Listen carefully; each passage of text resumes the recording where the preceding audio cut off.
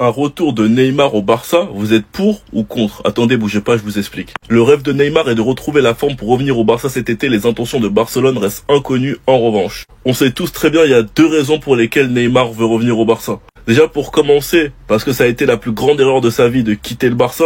Et beaucoup de fans lui en veulent et n'ont pas tourné la page. Beaucoup sont rancuniers envers lui. Parce que Neymar aurait pu être tellement grand. Messi a dit clairement, je ferai de toi le joueur numéro 1.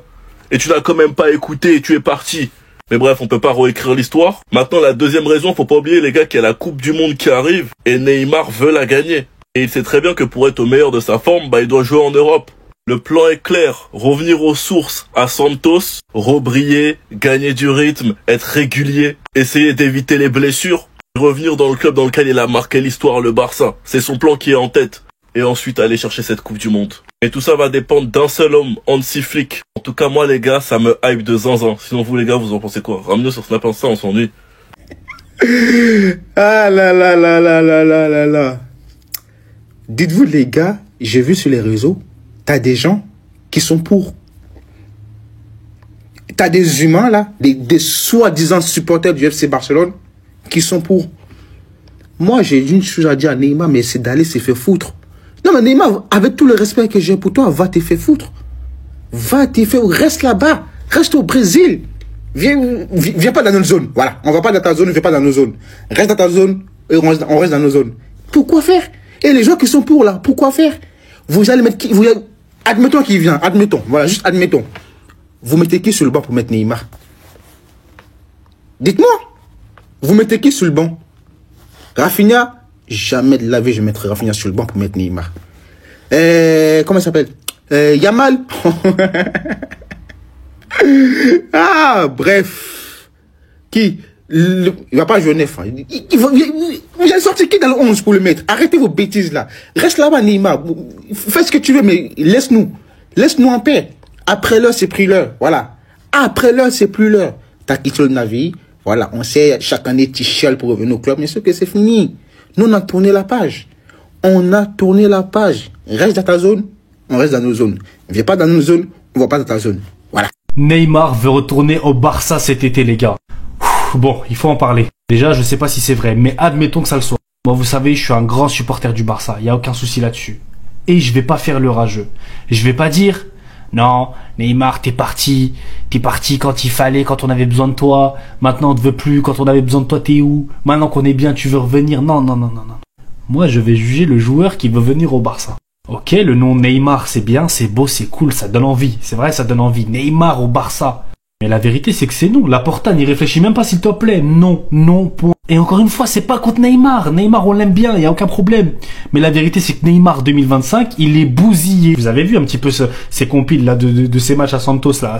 C'est très léger, y a rien à gratter. Il joue comme Ronaldinho actuel, alors qu'il a 33 ans. Il joue comme Ronaldinho actuel dans les matchs caritatifs. Vous voyez comment il est lent, Non, c'est bien, il va nous envoyer 2-3 gestes techniques et tout ça.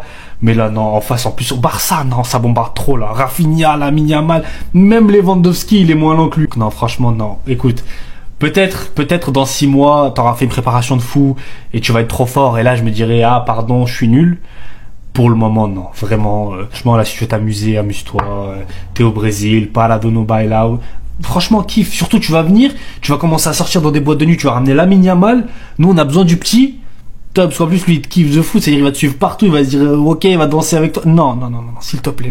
Attendez. Neymar est parti au Brésil pour se remettre en forme afin de rentrer en Europe cet été. Son rêve est toujours de revenir au Barça. En fait, je crois que maintenant j'ai capté. S'il se passe pas une année sans qu'il y ait un feuilleton Neymar au Barça, il va se passer un truc. Neymar, il est parti du Barça en 2017. Et depuis, chaque année, il y a des rumeurs. Déjà, les médias, ils nous ont fait le coup avec Messi en 2023. Et croyez-moi que du plus profond de mon cœur, j'y ai cru. Son contrat avec le PSG, il était terminé. Il était libre. Il y avait les réunions entre Laporta et le père de Messi. Et je me rappelle comme si c'était hier, il y avait tout le monde qui était hype. Et à la fin, il a fini à Miami. Et maintenant, avec Neymar, vous voulez me refaire le coup. Je suis désolé, j'ai pas envie d'y croire. Tant qu'il aura pas le maillot du Barça comme sur la photo là, je n'y croirais pas. Actuellement, il est retourné au Brésil à Santos. Juste avant, il était à Al Hilal, je rappelle, et il a pratiquement pas joué là-bas vu qu'il a fait que enchaîner les blessures. Donc d'après les rumeurs, son but c'est de se remettre en forme, de jouer un peu et surtout d'enchaîner les matchs et de par la suite revenir en Europe parce que comme vous le savez, il a envie d'être en forme pour la Coupe du Monde 2026. Si je me trompe pas et si je dis pas de bêtises, cet été il sera libre. Après, est-ce que sincèrement c'est une bonne idée de récupérer Neymar? Ça, je sais pas. Ça sera au Barça et surtout à Hansi Flick de savoir s'il en a envie ou pas. Parce que je rappelle que c'est lui le coach. En tout cas, n'hésitez pas à me dire en commentaire si vous êtes pour ou contre. Bien sûr, sûr, tout en étant réaliste, en prenant en compte que c'est plus le Neymar de 2017. Et de mon côté, moi, je dirais tout ça.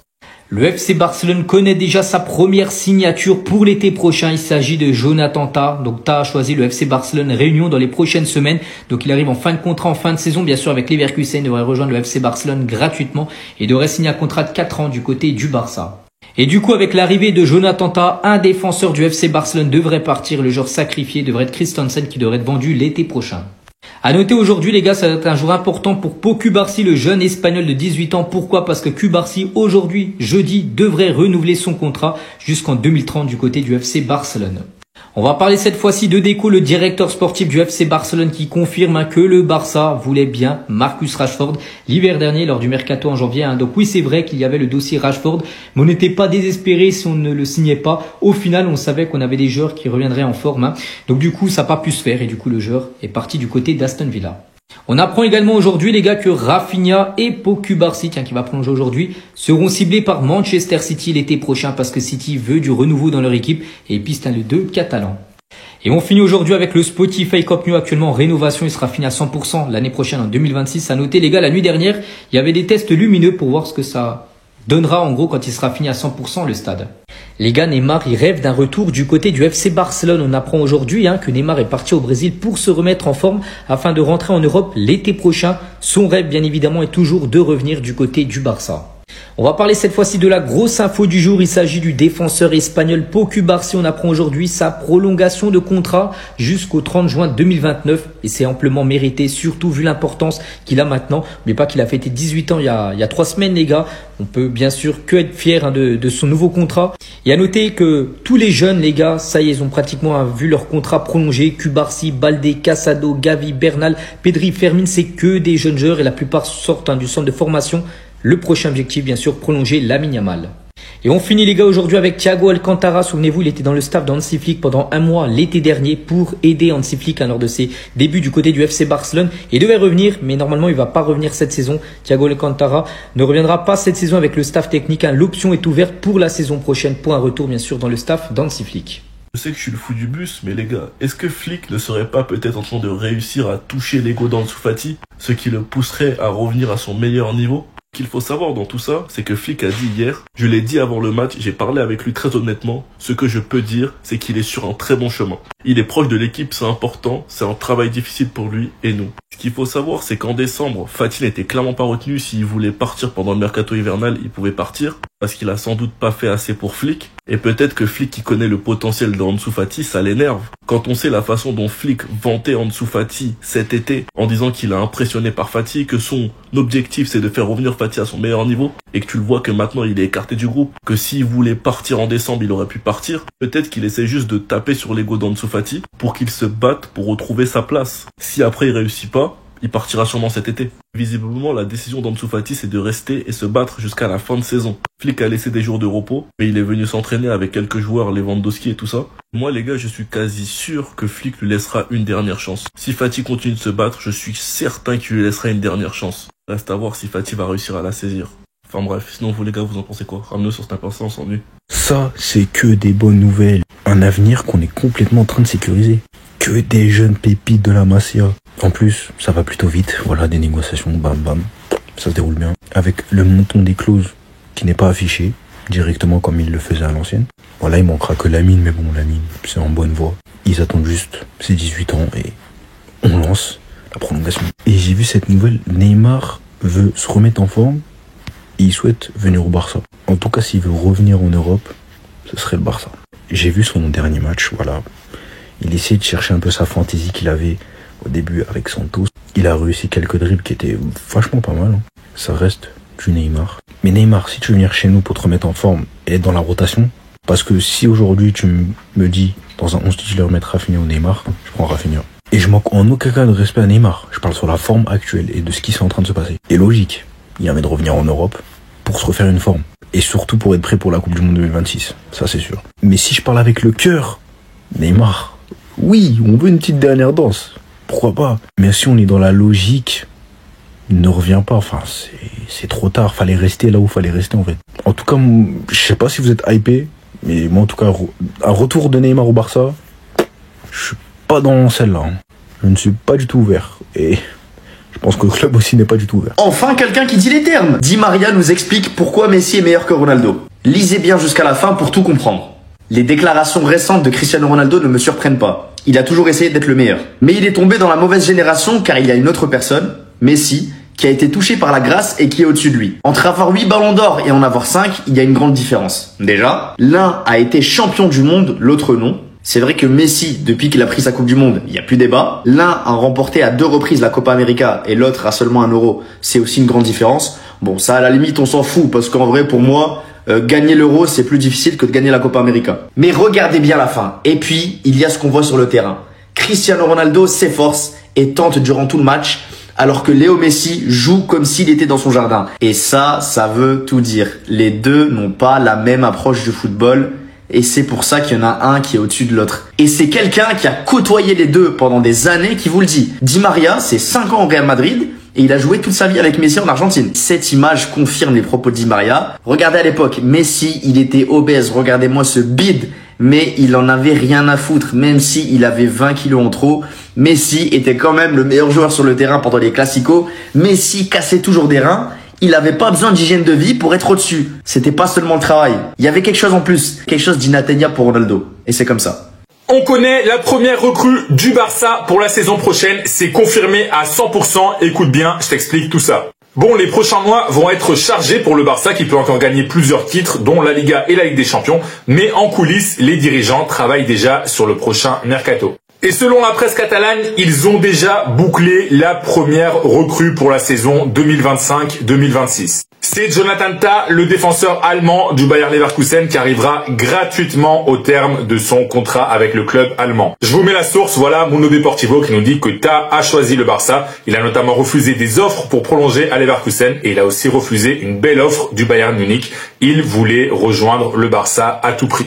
Et mine de rien, ça va faire pas mal de défenseurs centraux au Barça là, parce que si je dis pas de bêtises, Cubarsí, Araujo, Martinez, Christensen, Garcia et Tah, donc ça veut dire 6 défenseurs centraux vont commencer la pré-saison l'été prochain, donc voilà, il y aura sûrement 1 ou 2 départs. Après, c'est Hansi Flick qui avait demandé l'arrivée de Tah, donc voilà, j'imagine que Hansi Flick sait ce qu'il fait et les dirigeants du Barça ont décidé de l'écouter et de lui offrir le joueur qu'il a demandé. C'est quand même un renfort d'expérience, voilà, qui arrivera gratuitement. Alors il y aura peut-être une petite prime à la signature, mais ce sera pas non plus monstrueux. Et c'est un joueur que Hansi Flick voulait, je répète. Donc je pense que c'est quand même personnellement une bonne recrue pour le club catalan. Et si toi tu es fan du Barça, donne-moi ton avis dans les commentaires. Est-ce que c'est une bonne recrue pour ton club ou pas? Ou est-ce que tu penses que ton club aurait dû recruter un autre poste ou recruter un autre défenseur central que t'as? Dis-moi tout dans les commentaires. Et si tu veux être au courant de toute l'actu du Barça, comme d'habitude, je t'invite à t'abonner. Bon, venez, on dit la vérité une bonne fois pour toutes, s'il vous plaît. Parce que là, ça commence à m'agacer un petit peu. Oui, les 2 meilleurs buteurs de 2025 sont des Français. Canal+ a sorti cette image bien chauvine où on voit Ousmane Dembélé et Kylian. Et surtout, derrière, vous voyez que les prénoms ils sont un petit peu noircis pour qu'on les voit moins, pour qu'on voit que c'est eux les 2 meilleurs buteurs. Et là, je vois des débats pour mettre des gens dans des courses au Ballon d'Or. Kylian. Et des débats pour dire que Dembélé c'est le meilleur joueur du monde. Et wallah, que Dieu m'en soit témoin. Que Dieu m'en soit témoin. Je suis grave content pour ce qui arrive à Ousmane Dembélé. Il a de la lumière sur lui, il a de la reconnaissance. Et pour le coup, il le mérite. Parce qu'en dehors des stats, il est bon dans le jeu. Mais c'est quoi cette mode de dire que des joueurs sont les meilleurs joueurs du monde sur un mois? Genre là, on met Rafinha de côté, on met Salah de côté, on met Kane de côté, on met Wirtz de côté, on met Yamal de côté. Genre parce que ce qui se passe depuis le début de la saison, on s'en fout. Ça y est, on est en 2025, nouvelle année. Si on était au mois de mai encore, je veux bien comprendre. On prend 6 mois en compte. Mais là, on dit 2025 alors qu'on est encore au début février. Ça veut dire concrètement, on se base sur un mois. Donc moi, je veux bien qu'on me dise qu'en 2025, Ousmane Dembélé est le meilleur joueur du monde, y a pas de souci. Mais quel est l'intérêt de faire des débats sur un mois? Vous savez, il y en a plein des joueurs qui sur un mois, sur 2 mois, ils ont été phénoménaux, ils ont eu des stats de fou. Et on n'entend plus parler. Quelqu'un sait, il devient quoi Gyökeres par hasard? Il a marqué 63 buts. L'année dernière, c'était le meilleur buteur du monde sur un an. Tout le monde le voulait dans son club. On n'entend même plus parler de lui. Pour vous dire à quel point c'est qu'une question de hype. Tout ce que je vous dis les gars, c'est les débats sur un mois pour essayer de faire passer des joueurs meilleurs que d'autres à la période qui nous intéresse. Bah moi aussi je peux vous dire qu'en 2025, Eric Garcia il a marqué autant de buts que Vinicius. Et ça n'a pas de sens. Parce que comme ça on peut tordre tous les chiffres. C'est pour ça que la meilleure manière de comparer des joueurs, si vous voulez comparer des joueurs, prenez au moins des saisons entières. Histoire que ce soit juste quoi. Mais en tout cas, bravo à Ousmane. Voilà. Les Parisiens, vous pouvez être très fiers de lui. Vraiment.